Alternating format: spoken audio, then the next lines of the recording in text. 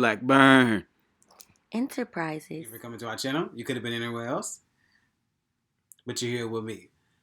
Back with a new series review. I'm JB. I'm Ken. And today we're going to be reviewing Reasonable Doubt. Yes. Reasonable Doubt. All righty. A lot of places we can start, but let's start with the immaculate Kerry Washington. Absolutely.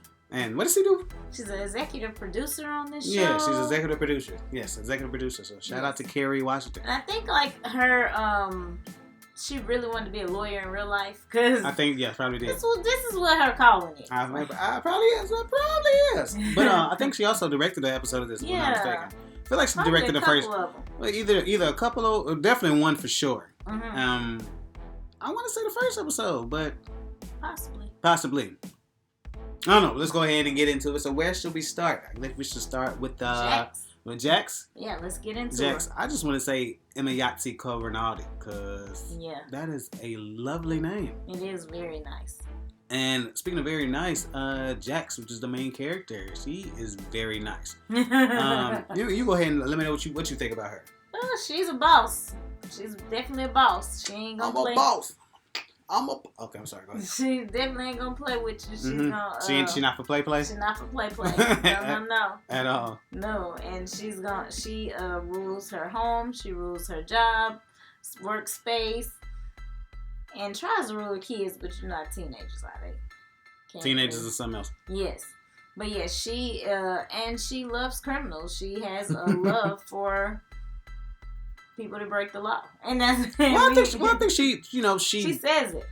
She does say that, but I think she identifies or understands the human element when it comes to those that are actual criminals or those who are perceived to be criminals, and so she looks at them as humans, and she based on her early life, as a public defender. Yeah, as a public defender, she's seen. And anyone that's ever dealt with a public defender, sometimes they get it raw, they get it uncut, they get to see all the things that the justice system has to dish out, especially when it comes to particularly black and brown people. Exactly. And so after dealing with that, I think that was a major Kickstarter to push her into the direction that it went to, as far as her becoming, the defense attorney that she ended up becoming, and deciding, to take the justice system, head on, and her tenacity, and saying she's smart, she's witty, and she's determined, and I love that within her character. And I think that goes along not just in the courtroom, that also happens outside the courtroom, and she might not be as successful when it comes to the outside the courtroom, but she definitely gives it a try. Yeah. And I think one of the places where she constantly butt heads or has a lot of turmoil, so to speak, is with her husband, or a strange husband at the time, and that is Lewis. Yes. Her and Lewis are separated, not legally yet, but they are separated, and they're trying to figure out if they're going to work through their issues. And he is a hater. A lot of times. You just came out with it. He's a hater. He's a hater. I mean, I don't know what his career was. They really didn't even he's a video game designer. Okay, yeah, he does. But he's mad because her job is not as I guess he probably, as a video game designer, can set his own hours, work from home, whatever. But she doesn't have the flexibility in her job that he does. So True. He gets upset because she has to what off and take a case, or run off and meet with a client, or whatever she has to do, and he feels like she's not putting her family first. But that's what you signed up for, boss. What are you talking about? Yeah, I'm gonna have to agree with you there. I did not like that about his particular character. I feel like I think at this point, is she a partner? I'm trying to figure. Yeah. Yeah, I feel like she is a partner, if I'm not mistaken. If she's not a partner, she's on her way to become a partner. And so I feel like as a male, you should understand. And I don't know if it's because he's a male, he's trying to act like he don't understand because he's and it's 2022 at this point. You know, this is in current time. And so females, you know, they got goals, they got ambition, they got things they're trying to accomplish. And for you to not take that same thought process when it comes to your wife trying to accomplish those goals, and a lot of times you would use that to try to throw in her face and try to almost at times use it to say certain stuff in front of the kids when it comes to I ain't like that. Like that was like mad petty, you know what I'm saying? And and then you just like controlling a little bit because y'all don't even live together and you watching her on the camera and hiring somebody to like keep tabs on her and all this extra stuff like you. Well, part of that was on some kinky stuff. I think, just to be honest. Yeah, now, I don't know. I think part of that was because I feel like when she was he tried if y'all seen that, he fired him after that though. He did. So, however, I think, but when they brought it up. And it's a line. It's like just a line. If you blink, you miss it. But I feel like that it was on some kink stuff. But besides that, they still, you know, he still was on a lot of, you know what I'm saying, not really listening to her and understanding what exactly it was that she needed and what she wanted to accomplish. And I think one of the main reasons why she ended up going into kind of, you know, the other person that she was really interested in, you know, as far as the kind of love triangle thing that she had going on, and that was with the boy Michael Ealy, which in this case, my fave. Yeah, that is her face. She do loves him light skin. I do love him. And his character name was Damon, and I think if you want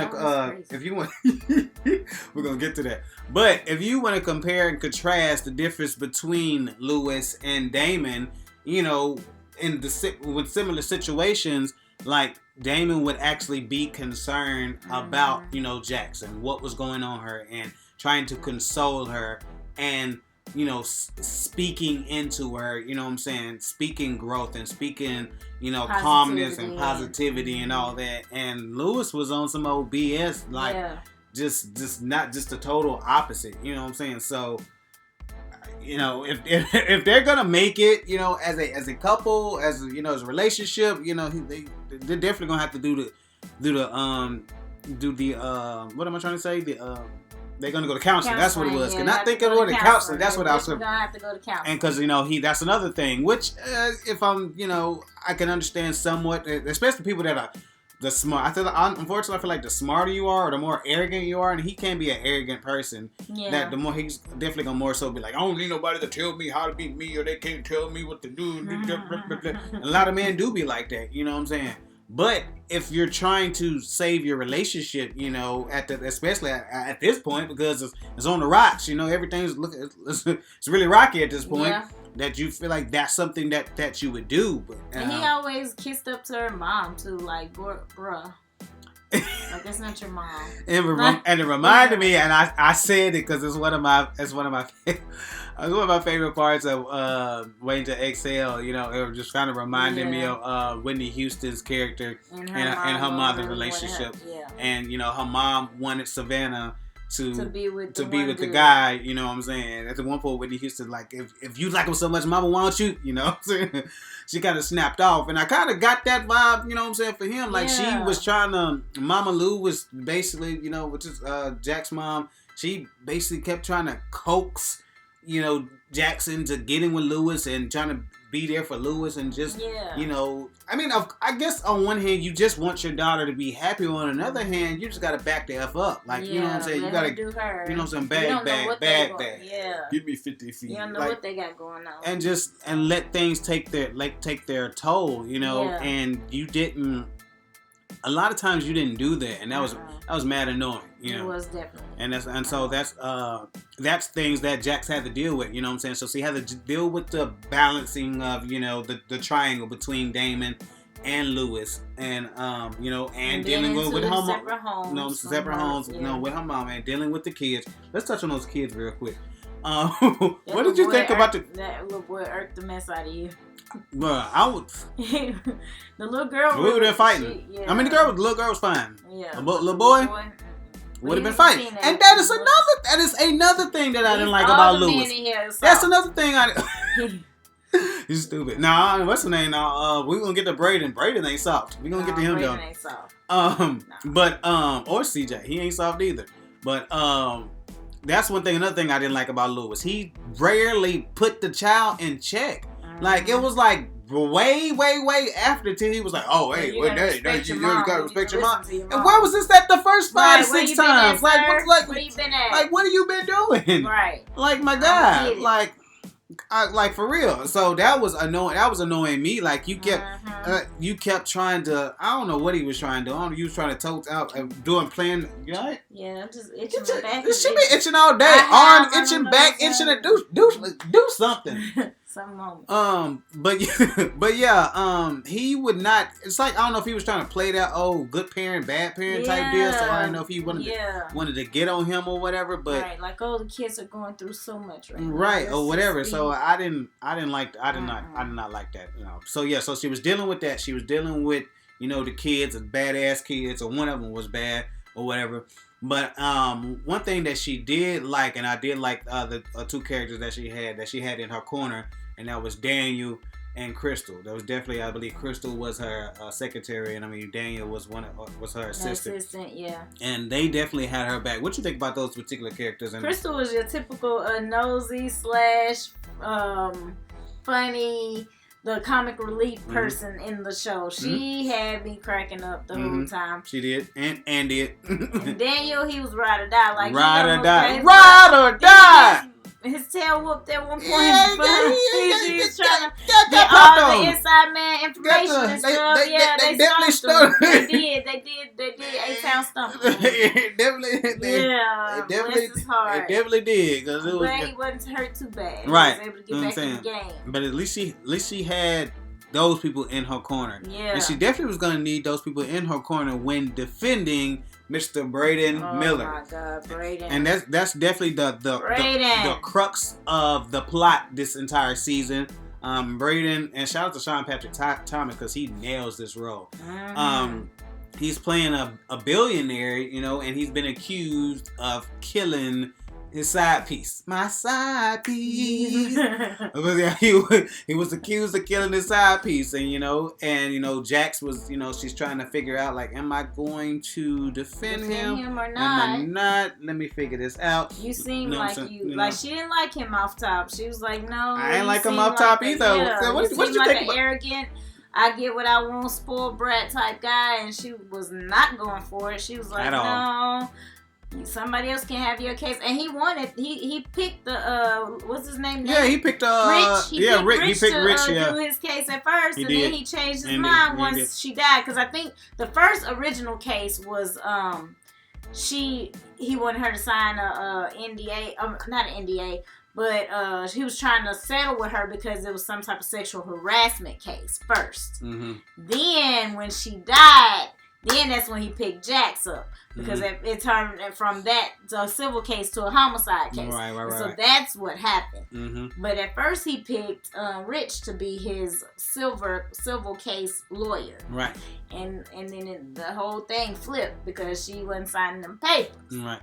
Signing them papers? And I think he ended up later on saying what that was about. I guess, and he didn't want to deal with Jack's strong personality because he knew Jax was going. She was gonna get to the bottom of it. He was gonna call it like she see it. You know what I'm saying? And he didn't want to. He didn't want to deal with that. And he's probably used to having somebody that he could more so boss around. And have his way. And that's because his wife Sarah. You know what I'm saying? Yeah. What do you think about Sarah? Because she was an interesting. Sarah said it was an interesting character because Sarah made you believe that he didn't do it because she was like, he's a butthole.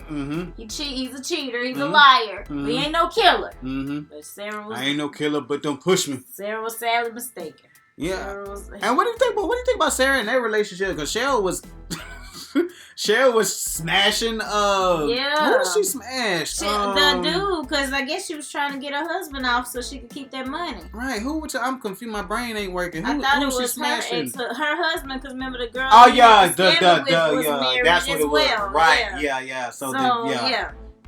So a wife, and she claimed, but then again, she was making it seem like she was doing what she had to do for the family. Like she was smashing to keep him not not in jail. Yeah. Yeah. So I guess she's a But ride or then die. I don't know. She had sent some crazy emails to the lady too. She did. So she was like, "Oh man, this might look like I did." Right, and I didn't really do and it. I think that's one of the things that really another thing that kind of propelled the story along, because as everything went along, you didn't know who did what. Obviously Braden's character was the main character or the main suspect in the case as opposed to who actually committed the murder. But then you had all these other people that it kind of looked like, okay, wait, did this person do something? And definitely Brooke was one of those people. You had to side eye her and be like, wait, did Brooke know about the affair? Was Brooke trying to? Was it the wife? No, that was the wife. Brooke was the wife. Yeah. Brooke. Okay. Yeah, the cousin was. The cousin was she was a suspect for a minute too. Oh yeah, because they got into it about something. They did get into it. I don't see the cousin on here. I can't find the cousin's name. The cousin that kept the cousin that was doing all the protesting and stuff like that. That's the cousin. Right? Yeah. She was riding or dying for her cousin. Yeah, she was. I don't see her on here, but she kept raising. She was doing what she was doing for for her cousin. She felt like she was wrongly killed, and she was definitely putting on for the city. And made sure that she showed up and showed out and at every single possibility that she had, which was another thing that Jax had to deal with. Like Jax always on every end, on every corner, she had to deal with something. And in addition to dealing with that, some other stuff she had to deal with is just trying to keep that. And I think this happens with a lot of us as adults in trying to balance our work life, balance our kid life, and balance that friend life. And she definitely had that friend group. It definitely followed the the formula of having the 4 friends or whatever. So what did you think about the dynamic overall with the 4 friends that she had? She had somebody 3 friends with the 4 of them. Yeah, she had people to talk to about issues that she was going through, and they were able to come to her. But then there was some unsolicited advice that people were giving, and some little stuff got messy because, Jackson was keeping her private life private, but everybody else was telling their stuff, and they felt like, it wasn't balanced. And I think it was only one of them, but I feel like that was Autumn, if I'm not mistaken. Probably that's the one. Her husband was something else, right? No, the one that was Chanel. Ooh, Chanel. That was Chanel, and that's the one. She was the one that didn't want to deal, and then she had so much drama going on, and then on one end she act like she wasn't like, I think on one end it was gonna be a girls' night and all the girls was gonna hang out, and then she ended up showing up with him, and then try to apologize for it, and so. But that was definitely a cliffhanger with that. I hope this has a season 2 because she gonna be up shit creek without a paddle. Yes, she is. The way it looks right now, because she did some stuff. Yeah. So yeah. Get rid of that husband. And it's gonna be interesting how that's gonna affect their relationship. You know. So, but yeah. So I did like how it showed that aspect of her life, that, she did have friends and she had things that she was trying to balance, going to birthday parties and, hanging out and brunching with the girls and catching up on gossip and, just trying to, that could be a trying time to try to balance all of that, and so, and that could be, it can be hard. It can be pretty tough, and in addition to dealing with that, another thing that she was dealing with, it was just a hater. He was a hater. Okay, we already talked about how Lewis. We talk about Lewis, but I ain't talking about him. I'm talking about Rich. Yeah, how he was always. But he let that other guy Theo get in his head. What's his name? You're right. You was right, Theo. Let Theo get in his head, and he was like, "Oh, so." Basically, he sounded a little racist to me. Yeah. Theo sounded a little racist to me. You gonna let this definitely black female right be over you? Right. Like, definitely racist undertones. Yes, you know what I'm saying? Right. And definitely the microaggressions, and so much so that Rich was buying into it. Yes, he was. What I'm saying? And then I think eventually. He kind of came to his senses or whatever, but for a lot though, it was kind of like you was like, you was canoodling with the enemy and allowing him to get in your head and getting everything all switched up and mixed up in your head. And speaking of BS people, so I guess we finna get on this roll of BS people and try to get on that real quick. So what do you think about? What do you think about Sean Patrick Thomas and Braden, his character of Braden Miller? What do you think overall about his character? He's an arrogant, pompous. You know what? Son of a. Yes, and he plays it to the T. He does. He plays it and to the T. He's like, I'm gonna get my way. I'm not gonna get in trouble for what I did. I'm not gonna get in trouble for any of it. Well, here's the thing. Okay, so I can have what I want. I can do what I want. Money talks. BS. I do what I want. Okay, so this is a series review. We've said it before. If you've been watching us for a while, you know we get into it when it comes to these series reviews. So if you ain't seen it, I don't know. You probably don't need to be watching it. So we're gonna go ahead and get into it. Did you think that he actually committed the murder? At first, I didn't. He had me convinced. He had me convinced too. I said, no, he didn't. And he was shady.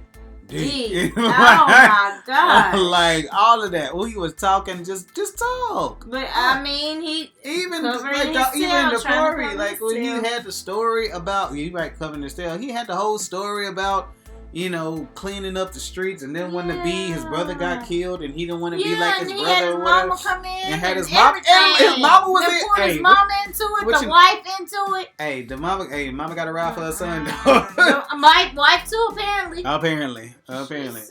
But he was an excellent character though, because he had you, you know, food. He had your food. Wool was pulled. Wool was pulled over your eyes. And speaking of wool being pulled over eyes, it's the same thing. Yes, Michael Ealy, he definitely did that as well. I just knew they was gonna be together. And right, and he had to go and go all. Crazy. What movie was that? Where he hiding under the damn car? Not when the bell breaks. It was not that movie. I forgot what movie it is. When he hiding under the bed and stuff. Hide your kids, hide your wife, because Damon's out here running amok. And she tried to get Damon off, but he ended up going to jail for his crime. Yeah, and he probably did it. But you know what? No, I don't think he did it. But you know what though?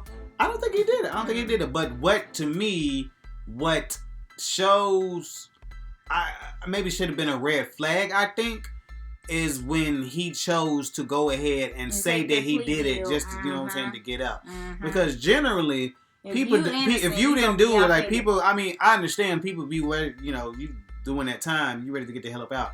But, you know, a lot of times people are not going to, if they didn't do it, they don't want to say, I did it. You know what I'm saying? You know what I'm saying?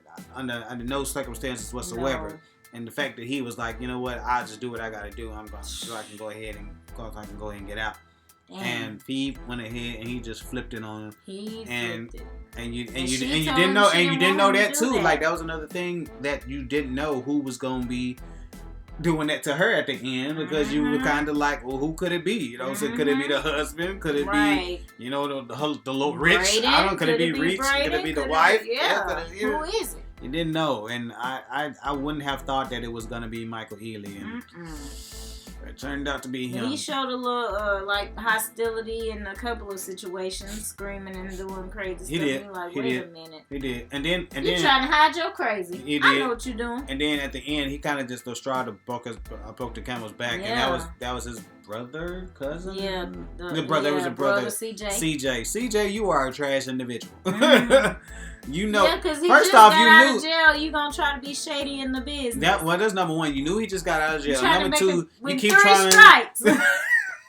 You're trying to mess with 3 strikes. That's what you're trying to do. Yeah. But you know he just got out of jail. You trying to tempt him with money, man. This easy money. This easy money. And then you gonna try to throw in his face, you know, and then basically like, you know, you knew that he was the only lifeline that you really had. Yeah. And then for you to throw him out on the street and be like, you know, get out, you know what I'm saying, you're fired and all this stuff. Like, I don't even know what that was. But I think some people just want to control you. They just want to be able to tell you and that's how you know how friendships, when people are really friends and when they ain't. Like, the minute you step outside of what they want to do and then they want to act silly, you know what I'm saying? That's how you know who's your real friends. Because our friendship is not contingent on you being able to dictate what I can and cannot do. That's it. You know, like that is not. And so he was the epitome of that situation. So he was a trash individual, and I really did not like him at all.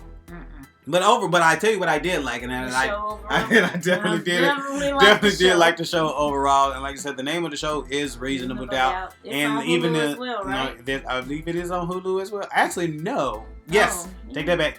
Oh, it is. I just seen something else. I seen it about Riches, which we actually gonna do a review on that too.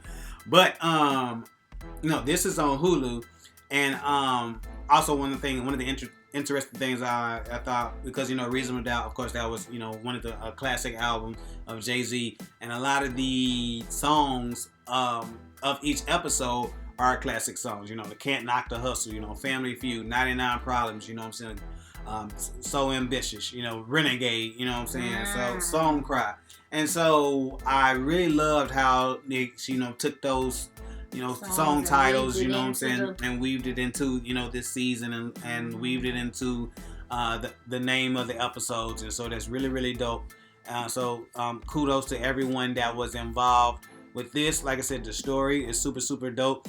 Like I said, Kerry Washington, I think she was a lawyer in her former life.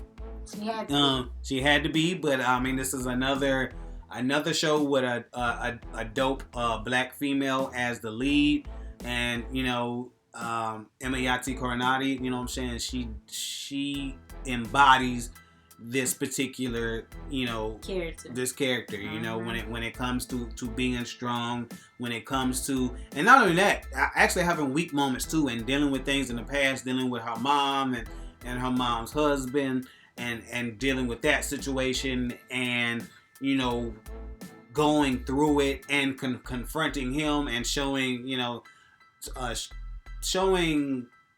being able to understand that this is a reason why you react to some situations the way it is, and having the guts, what I'm saying, to stand up to that person and tell them, how you feel. I think that was a big episode, and I think that was important to show as well. Yeah. So kudos to them. I think that, again, this is a story a show that you definitely should watch. If you haven't watched it, there's a lot of dope acting. They got some veterans in here. Like I said, they got Michael Ealy and they got Sean Patrick Thomas in there. And so you should definitely check it out.